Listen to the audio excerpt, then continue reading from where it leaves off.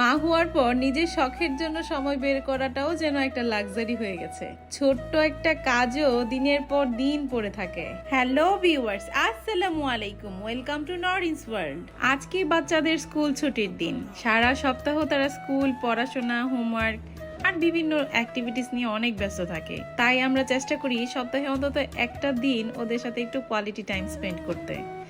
আজকে তাই ওদের নিয়ে বাসার কাছে একটা ছোট্ট পার্কে চলে এসেছি। বাসায় ফিরে সবাইকে একটু হেল্প করতে বলেছিলাম, কেউ রাজি হলো না। রাগ করে একাই ছাদে চলে গেলাম। ভাবলাম আজ যা হবে একাই করব।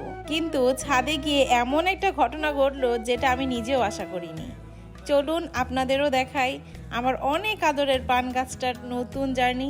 আমি যখন একাই কাজ শুরু করে দিয়েছি তখন দেখি একে একে সবাই ছাদে হাজির। অনেক দিন ধরে ভাবছিলাম আমার ছাদের পান গাছটাকে একটা পার্মানেন্ট জায়গা করে দিব। ও তো আর ছোট্ট কোনো গাছ না, মাশাআল্লাহ এত সুন্দর করে বড় হয়েছে যে চারদিকে ছড়িয়ে পড়েছে। কিন্তু সমস্যা হলো একা তো আর গাছটাকে মুভ করা সম্ভব না। এরপর সবাই মিলে অনেক কষ্ট করে পান গাছটাকে নতুন জায়গায় মুভ করলাম। ওর জন্য একটা সুন্দর ছোট্ট মাচাও তৈরি করলাম।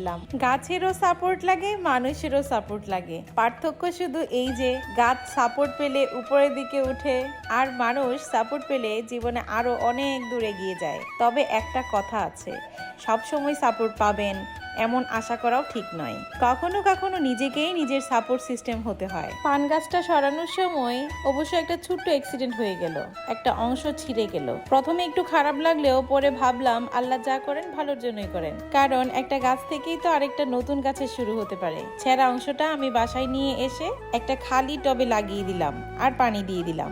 ইনশাল্লাহ যদি আল্লাহ চান এটা থেকেও একটা নতুন পান গাছ হবে।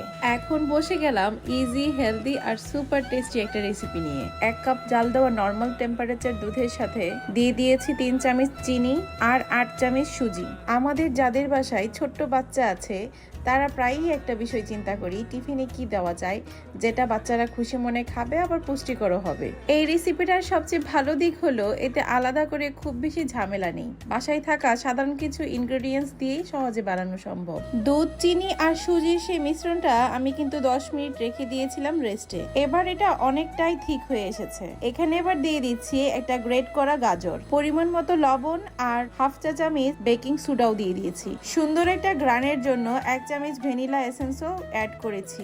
এবার এগুলোকে ভালো করে মিশিয়ে একটা বাটিতে তেল ব্রাশ করে ঢেলে নিয়েছি। এবার ওভেনে 45 মিনিটের জন্য 160 ডিগ্রি সেলসিয়াস তাপমাত্রায় বেক হতে দিলাম। ওভেনের ট্রেতে একটু পানি দিয়ে দিয়েছিলাম। এটা অনেকটা পুডিং এর মতো আমি বেক করেছি।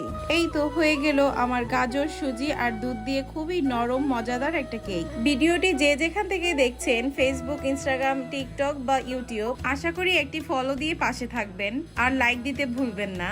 একটি কমেন্ট করে জানাবেন আজকের ভিডিওটি কেমন লাগলো আপনাদের। আজ এ পর্যন্তই, দেখা হবে অন্য কোনো ভিডিওতে। আল্লাহ হাফেজ।